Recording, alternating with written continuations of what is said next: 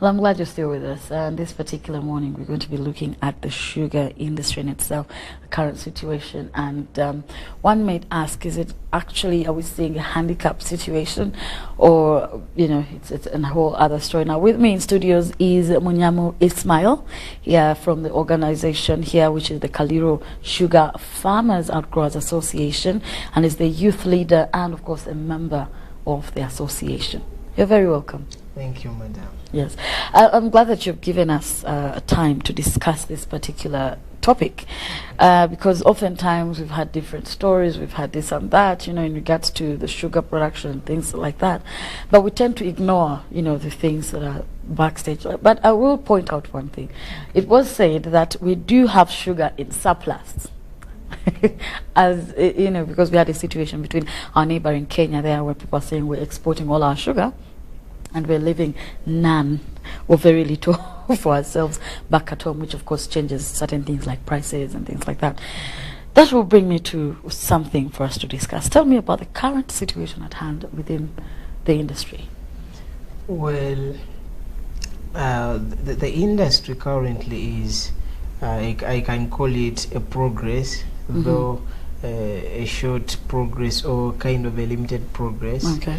Because if you are to be a viewer at a certain angle, trying to view how the industry is moving, the kind of prospects or the kind of things you expect the industry to be at right now are really not achieved. And the little we have is out of struggle and a little of commitment from some very few outgrowers and to a lesser extent the millers themselves, you know. So most of the work here is the outgrowers. Yeah, it's by the outgrowers. The millers are doing something, but not to the extent that we expect them to be doing certain things. Yeah, and then the government, like I had highlighted last time, we expected a lot from the government because this is the overall arm. And like this industry, if you look at the potential it has, the government must definitely have to intervene. Yes. Now let us look at the pressing sugarcane prices fluctuations here versus the sugar price anyway. Okay. Currently, if you look at how the prices have been running from the beginning of the year, if you look at a ton of cane, it was at around 130,000, that's per ton. Okay. Then within around 2 to 3 months, it had to drop to 127,000. Within less than a month, it had to drop to 120. Within less than weeks, it dropped to 100. So apparently, as we speak, it's 100,000 per ton. And then if you look at the price of sugar on the other side, the fluctuation has not been that big because it has been ranging from 3,000 minimally to at most 3,500. That's per kilogram. So if you try to look at the checks and balances, the things are really not matching. So we have to ask ourselves questions. What's going on the side of the outgrowers, on the side of the cane, that it's not happening on the side of the sugar itself? What is the problem? Is the problem with the middleman who is the miller, or the problem is with the person on this hand who is the marketeer, or the person on this hand who is the outgrower? So we need to examine that. What is the real Haven't you had talks though with the millers in regards to this situation? Well, the millers had less to say about this because to them it's business, and probably they have some fixed profits they need to make out of this. So however much the price changes, they also get ways of, you know, changing the prices of, you know, the cane so that they can at least attain their profit in case it has been already set. You know, so they really have less to play in this. You know, this is between us, the outgrowers, and then the people who are managing the real product, the sugar. Yes. Yeah, those are the businessmen, to say so. Yeah. Interesting. So what are you looking at here as maybe this could be a solution if we took this direction? Because the other time you were here, you were saying, well, I think the farmers, you know, rather the outgrowers should be able to sell this the sugar cane off in its raw form, really, without changing much about it, so that they can access their monies directly. Yeah, to them, they see it as a solution, which is okay. But in my perspective, it's a short-term solution. Okay. Because if you track the amount of cane, if you are to export the amount of cane at a certain rate, trust me, there will come a time when we don't have enough cane in the country. So it's short term. So we need to examine the long term. What should the long term be? No, and to me, I think the long term should be in lines of trying to diversify the whole industry. You know, let's not just look at only sugarcane and then the sugar. The industry can have a lot of things which are being generated from the sugarcane. Yeah, and we're having that conversation. Yeah, and to this, we shall stop blaming only one product. We shall stop putting all the blames on only one product, which is sugar. You know, a lot of things can be generated from the sugarcane. Yeah, we're having that discussion. Now let's look into some of these things that probably, you know, we could look into, whether it's at a small scale or, you know, at a wider, you know. Okay, yeah. To generally, if you look at the products that can be manufactured or that can be got from the sugarcane, you can begin with the molasses. Molasses has very many products. You can ferment it to get ethanol. You can ferment it to get neutral alcohol and all that. Then you go to bagasse. Bagasse is that fiber that remains after they have squeezed the juice out of the cane. So this fiber can be used in thermal plants to generate power. And so, yeah, this power can also be sold probably to the government or to any distributor. That's also some money, and that can be to a large extent. You can look at press mud.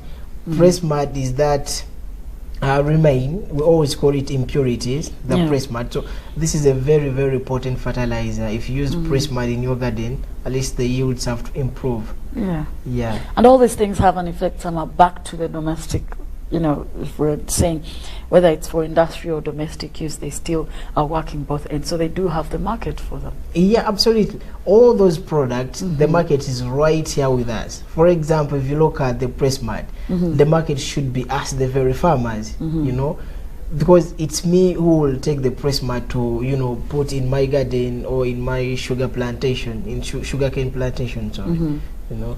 And the ethanol as well, which can be distilled and used in petrol blending. And we are now talking about a very interesting industry, petroleum industry. So maybe very interesting. I love that you've pointed this out. Of course, there is the extra neutral alcohol that many people would just go for it because it's easier. But I love that you've pointed out these things, because many may say, we can all agree that oftentimes when we're looking at sugarcane growing, all we are looking at as an end result is sugar. What's going? Is it just a mindset? Is it maybe our farmers are they not aware that they can, you know, have a wider scope of? Okay, I think first of all, it has been a mindset, and I wouldn't blame the farmers because there are no people to take. The stakeholders have done less to sensitize them first of all, and then if you look at the investors, they've also done less to sensitize everyone the farmers. Is coming into for sugar, and then the government, my blame will be to a small extent to the government, because it's the one which gives licenses to these people, like these millers and all that. At least if there could be a way, the license or the clauses in those licenses would point out such things that, you know what, you're going to set up a factory, but then let our interest be in not only sugar, but we have the bagasse, we have the press mud, we have this, we have this. So how best can the industry accommodate all this? Let's not And focus sucrose only as on well, sugar, you know, sucrose and all that. You know. That's very interesting. I like where you're going with this. Now, let us go back to the challenges that outgrowers are facing. The zoning bit, because it clearly states out, and of course there's been controversy there in regards to that particular issue. The zoning aspect, of course, the millers or the people making the sugar are saying, well, it's good for us. But let's go back down to the outgrowers themselves. What do they feel about this? The zoning, in my perspective, to the millers, it's a very big advantage to them, you know. But as the outgrowers, it's a very, very big disadvantage. Because if the zoning has to be implemented, it would mean all the farmers in a certain perimeter, that's around 25 kilometers, around a certain mill, have to supply cane to that particular mill, you know.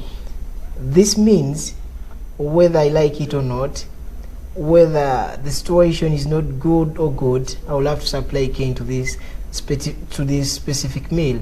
And to me, this will grow a lot of impunity in the millers, and we shall have a very, very bad situation as the outgrowers. You know, I like when they know you have options. Where they can it's different if they know that we have the options, that I can sell the sugarcane to miller B, to miller C, and all that. Yeah. Is it that bad though? Because I don't know. I think they're trying to protect, you know. Because if you have good canes, then why? I think it would be good if it's regulated properly. It would be very good, because it can also try to spare some of the cost to the farmers, for example, transport costs, you know, to other mills and all that, you know. But in such a situation, or in the current situation, we can't agree with that, because the industry is not yet well organized. We don't have an assurance about that.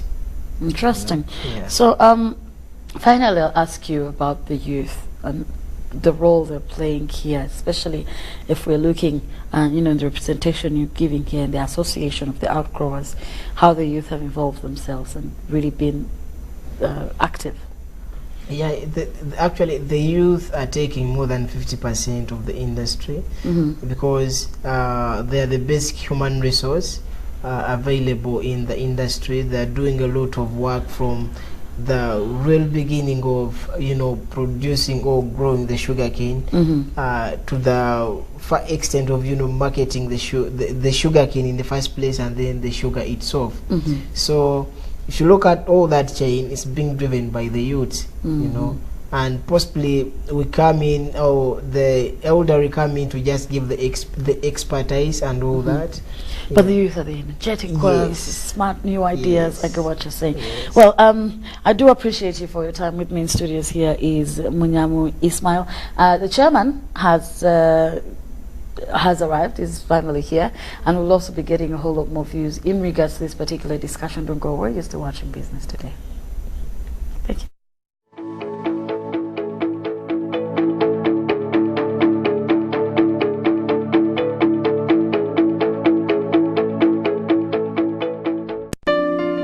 Have you completed Senior 4 or Senior 6 and you want to do a 2-year certificate or a diploma course? Makerere Institute for Social Development, an affiliate to Makerere Business School, offers programs in accounting and finance, business administration, procurement and supplies management, social work and social administration, information technology, counseling and guidance, human resource, project planning and management, journalism, secretarial studies, and many others. We are located on Sa Apollo Kegwa Road, next to Oilcom Petrol Station, with a UBTEP Center number.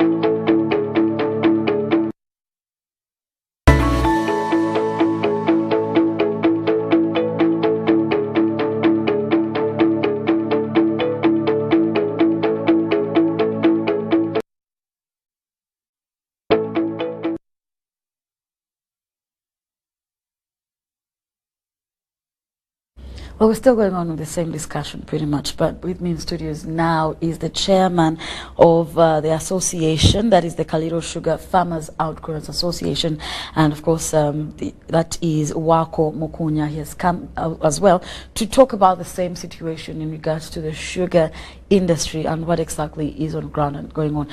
Earlier on I was talking to the youth leader, of course, and also the member of the association, that is Munyamu Ismail, as he was speaking as a youth, and in his perspective and what he sees and how he gets to deal with the fellow outgrowers. You're very welcome. Thank you, madam. Yes, I'm glad you're here because we were having this discussion with Ismail, yeah. and we were looking at the challenges currently, and some of the things that are really key for you is the fluctuation of prices of sugarcane versus the sugar prices themselves. Yes. Yes. What are you doing so far, knowing that for you now as an elder probably within the association, have you tried to push for talks or solutions to this particular issue? Yeah, we have tried. First of all, I have to appreciate that you are hosting me for the second time. Thank you. And I have to apologize that I've been a little bit late because of the jams en route. Mm-hmm. Well, about the question you are putting, Mm-hmm. as a short-term program, Mm-hmm. we had engaged the government, Mm-hmm. Minister of Trade, Mm-hmm. even at one time when the president was on his tour in Busoga region, Mm-hmm. we engaged him and we are requesting Mm-hmm. to be allowed to get another market, especially in the neighboring country of Kenya. Mm-hmm. And there are still some problems, but we are optimistic that at one time we shall succeed and deliver sugarcane to Kenya. Okay. As a short-term program. Okay. Because I was going to get a bit worried. No. Short-term program. But okay. Then as long-term program, we are calling upon all the sugarcane farmers or growers to embrace the idea of forming a cooperative society, okay, which will empower us at a future time to put up a factory based on the cooperative society. By the farmers themselves. Yes, by the farmers themselves. Mm-hmm. And that one also negotiations are there, because all the factories in Busoga, including GM, across the bridge, yes, we have come together. It's a point of perhaps legality which is still delaying us, but we are optimistic that before the close of the year we shall have gone through all that. And I happen to be a secretary on a committee which toured the whole of region of Busoga, and we identified some place where we feel it is convenient to put up a sugar factory. So how is this going to affect this the other? It is not going to cause any effect. The fact I have to tell you is that in all these factories there is too much sugar cane. Okay, in the first place I must also be clear that all these millers, what they declared that is their crushing capacity is not what was on the ground. So you find that the sugar cane delivered on daily basis, they cannot crush it. That causes a backlog. You find that vehicles are staying at the factories for about a week, not being offloaded. So we feel as a long-term solution, when we start up a factory, it will be diverting some of that sugar. Okay. Yeah. That's very interesting. Yeah. So, and you feel that this is going to solve the problem right away? Yeah, we feel it will solve the problem partly. And of course, the other long program also is that as we start on one factory, we may not end at that. Because right now, sugarcane is the most viable crop in the region. Just the beginning, we shall have one factory, but as time goes on, of course, building more capacity, we shall be able to put up another factory. We're having the discussion on the fact that we are looking at sugarcane and we are looking at sugar. Yes. And we're limiting ourselves, and there are a lot more things that we can actually dwell in, especially now that you as the farmers want to go further and put up something of your own. Wouldn't you venture in other things that come with the sugarcane? Well, in their sessions we have labored to explain to our members that of course we shall not only base on sugarcane growing. Okay, we have advised other members who are taking up rice growing, groundnuts, and even looking at, rearing animals as another solution. To support them. Yeah. Okay. So now how about this mindset that we have that every time you talk about sugarcane, people are thinking of sugar? There are other things that you can do, as a result, with your sugarcane. Yeah, this is still a problem, which is really making us be underpaid. You see, whenever they talk about sugarcane price, they normally front sugarcane, whereas there are other products that can be, that come out of the sugarcane as it is delivered at the factory. Like the 2-3 factories, of course, they are producing their own power and even selling excess power to Umeme. Yes, Kakira, Kaliro, and Lugazi. These are producing their own power. And of course, we feel that even the formula they use to arrive at the sugarcane price should be revisited because of these other products. Products that coming out that come along the chain. The value chain. The value chain of production. That's very interesting. I want you to tell me about the zoning and how you still, because it's something which let's first put aside as discussions go. Yeah, the zoning is a contentious issue in the sugarcane growing, and it also undermines the government policy. Of course, if government says you have liberalized, yes, then there is no way you can put a sack on the farmers, because liberalization means you have opened up. Yes, people are free to take their commodity anywhere, more so where they find a better price and maybe prompt payment. So that zoning is unacceptable to the farmers, and perhaps I am of the view that that's why even the sugar bill has laid to be passed on from Parliament. Yes, because of those problems. Those particular. Totally, we as sugarcane growers, we disagree with the zoning policy. Okay. Now, other challenges that you want to share with us this morning? Of course, the other challenges, I really call upon my fellow sugarcane growers to leave alone the school-going age, to give them time to continue with their studies. Of course, if we don't do that, the education system in the area is going to flop. Perhaps the other challenge also is that we should grow the sugarcane, bearing in mind that we also have to leave some area for food crop growing. Because sugarcane alone, yes, it's you can get money out of it, but with our culture where we don't, of course, our people normally have no culture of saving money in the bank. So if you say you only growing sugarcane, at one time you may run short of money to buy food. So in the real sense, we are saying, if you don't have enough land, please don't go into sugarcane growing, because it may finish the whole acreage you have, and then you can't grow. You can't grow either potatoes or cassava, millet, just mention. Okay. Now, finally, talk to the people out there in the aspect of the Kaliro Sugar Farmers Outgrowers Association. Someone out there that's listening to you. Come again? Talk to the people. As the chairman of Kaliro Sugar Farmers Outgrowers Association in regards to the current situation. Of course, maybe I've ever asked you to talk in local language, because other people who are viewing may not be. Go ahead. So, nkubiriza abalimi ab'ebikado boona generally mu Busoga, tuikirize endowooza eriwo ey'okuforminga cooperative society. Cooperative society diri mu mateeka, because associations detulina tukali kufuna memorandum of understanding corporations, factories edisinga bungi, but at least a cooperative society amateeka galiwo gatu protectinga.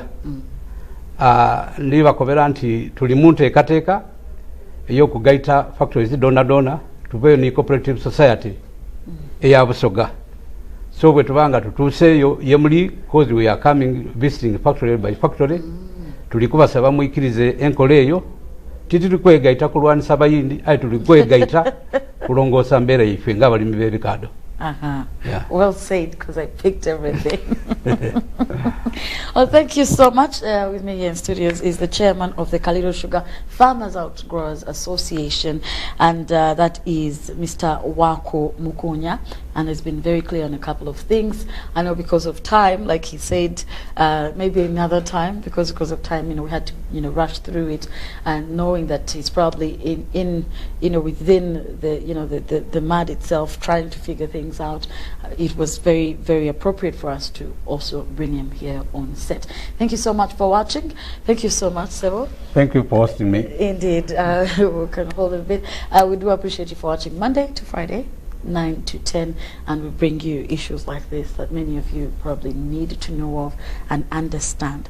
My name is Rowena Kajumba. From me and the entire business team, have yourselves a good day.